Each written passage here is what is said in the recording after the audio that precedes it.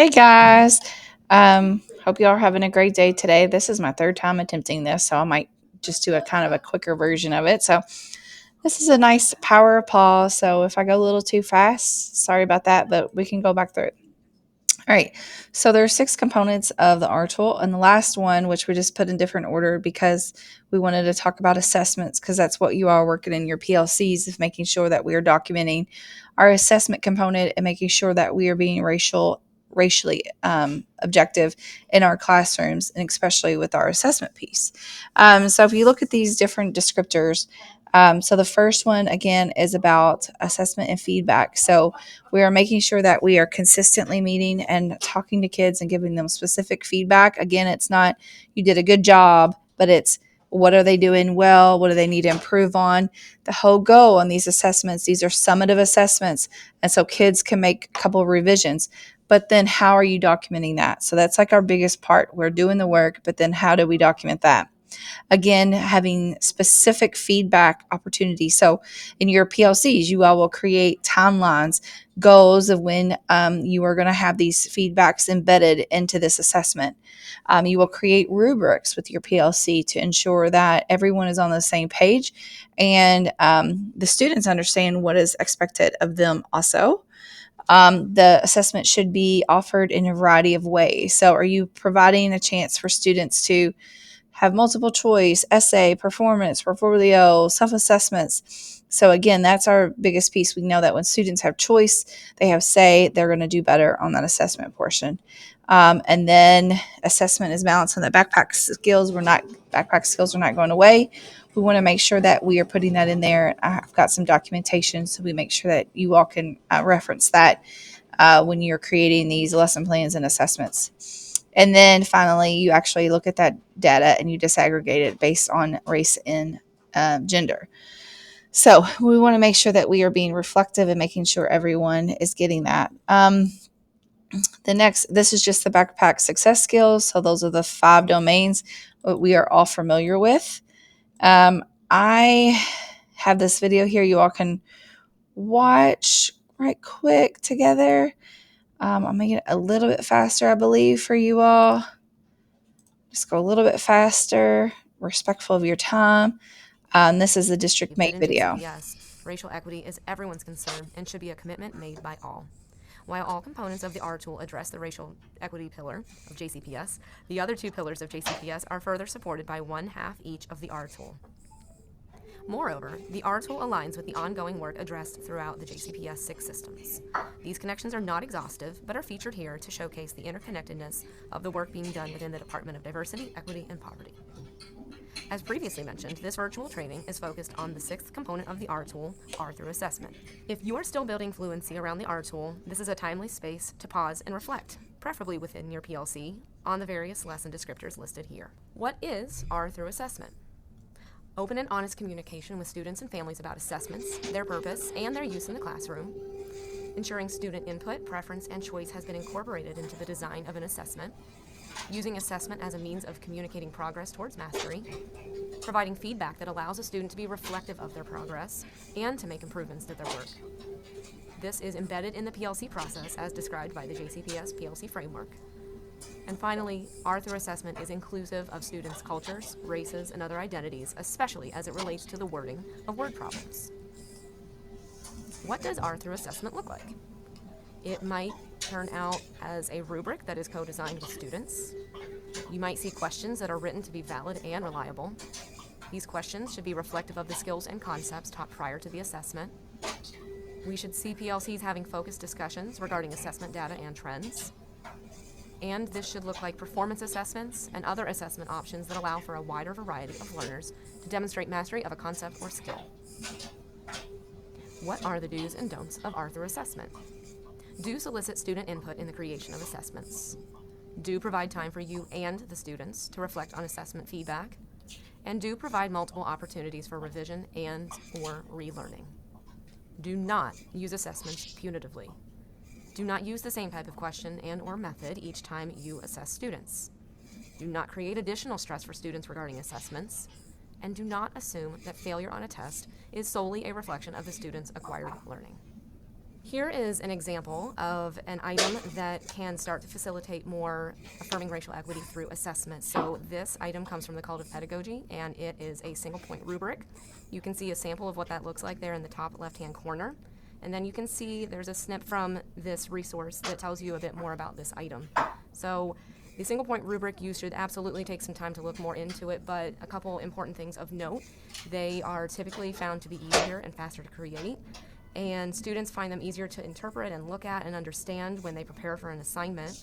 And they leave plenty of room for high quality feedback, and that feedback is so critical when we provide assessments for our students so that they understand their progress, they understand what they're striving toward, and they know exactly what it is that they need to do to improve. Additionally, depending on your preference, assessment needs, and the students you have in your classroom, this is a variation on a limited rubric format. So this is worth hitting the pause button and examining what you see here on the screen, but this version is different from the previous one because the previous one did not allow space for actually pointing out when the student hit a standard. And so in this format, a teacher can pinpoint where the student is on each descriptor, provide feedback, and then that facilitates a more understanding conversation when the student receives this information. So as PLCs are considering how to affirm racial equity through assessment, here are some questions to think about. Number one, how will this component guide our work to improve student learning outcomes while affirming racial identities in our classrooms? How can students show mastery of the identified standard or standards in a variety of ways and with flexibility for true growth and mastery? Third, how can we build assessments that demonstrate student growth rather than assessments that act as punitive measures against student engagement? 4. How can students show mastery of the identified standard or standards in a variety of ways and with flexibility for true growth and mastery? And finally, how specifically does this component of the R tool support the work of your content area? We thank you for engaging in today's training as you Okay, so back to our presentation. So I wanted to take an opportunity to go through this document process that you are working on in your PLCs. We don't expect this to take 1 to 2 times. It's going to take maybe 1 to 2 to maybe 3 or 4 times for you all to get it prepared. Like, how are you meeting for feedback? How or what lesson are you going to pick? What does your rubric look like? And then allow opportunity for your PLC to implement the assessment. Again, having said feedback in there, opportunities for students to make revisions, and then a chance for you all to disaggregate that data. So this is going to be a really big component, but what we need to make sure that we're doing is providing that documentation. And so on this form, at the bottom there is a link for your all's slideshow that Nikki's already created for everyone. But I wanted to go through each of the components. It looks a little bit different, but I'm just copying and paste this part so that you all can look at it with me a little bit closer. So the first part is about the evidence. So we want to make sure that we're connecting our standards, all those different types of standards that we're looking at. What assessment, is there a lesson plan linked, and then a narrative. So the narrative part is, again, you can do this with your PLCs, and you all can work together on this. The next is your feedback. How are you all creating a system for doing feedback? What does it look like? Again, you can just take pictures of it. It doesn't have to be really fancy, but we have to show proof that we are providing feedback. May even give students self-assessments, and then again, that narrative piece. And we really want to pay attention to that impact on student learning. So again, how are we making this impactful to their learning and education? The next is rubric. So you all have the actual rubric that you all developed, and then a narrative again on how that impacted the learning. Assessment. So a variety of assessments. So we want to make sure that we have the multiple types. We want to have the copies of each one of them, and then a narrative again on how that's impactful. So you should understand that a variety of assessments allow for students to showcase their learning and understanding through the way that they want it and choice. And so most likely we'll get students to represent mastery, and they do that, right? And then backpack success skills. Again, what components are you hitting in this lesson? Give a list of it, and then how is that relative to student learning? Then you disaggregate the data, provide the links of the data assessment that or the assessment analysis. Sorry about that. From that lesson, and then again, how was that impactful? What did you notice, etc. And then on this one, the evidence should be connected to a common lesson. So remember, you are picking a lesson, and the assessment part should all be aligned. Solid evidence should just be collected. So we need something to show that you're doing that. And then the narrative piece is really important on there, that we provide that opportunity for you all to reflect on that. And then please make sure, this is really important, to make sure that all the links are tied for everyone connected to JCPS. So when you do that share off option, like I'm showing you here, see it's restricted right now for me. I'm going to make it for everyone. And so that now everyone in JCPS can get that. So that's a really important part. And then we'll let your APs know once you can document that.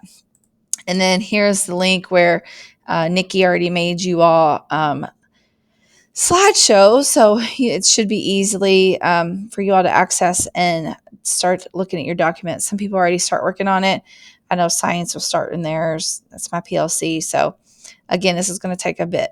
And then when you get done with this training, this fabulous training I've done 3 times now, if you all can do this reflection piece on this, and there's some things that that I'm going to ask you to do for me. That's all I have. So I hope you're all having a great, great day. And I hope you work really hard with your PLCs. It's going to be some really important, big work. Thanks.